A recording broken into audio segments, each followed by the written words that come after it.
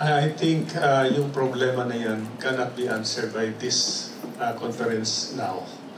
It takes time.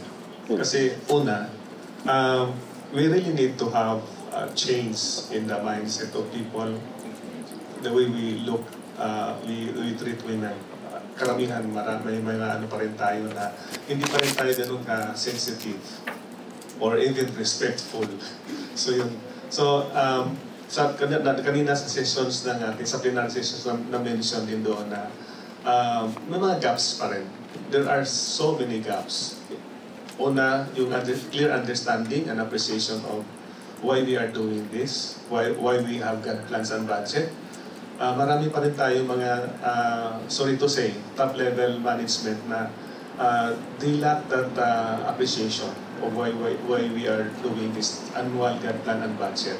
So kung pag-usapan natin yung mga issues na yan, this is rooted from the fact that hindi pa talaga nagkakaroon ng pagpasok sa kaloob-looban ng bawat isa sa atin. Yung genuine sensitivity on gender and development. No?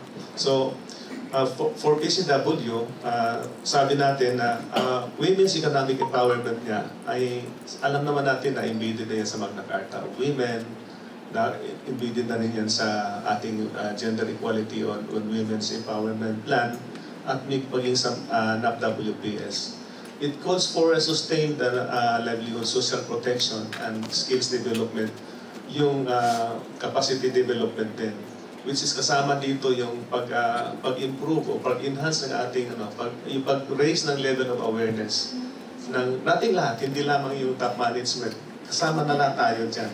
At tayong nasa sa gobyerno at tayong nasa media, kayong nasa media, I mean, at yung mga partners natin sa civil society organizations. So yung ating sinasabing 5% na God budget, ito pang ano lang ito, pang primer lang ito eh.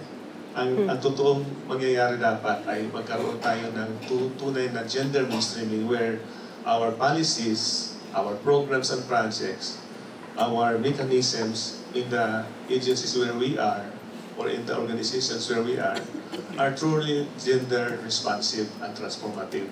We have to transform our culture. We have to transform our mindset. Thank you.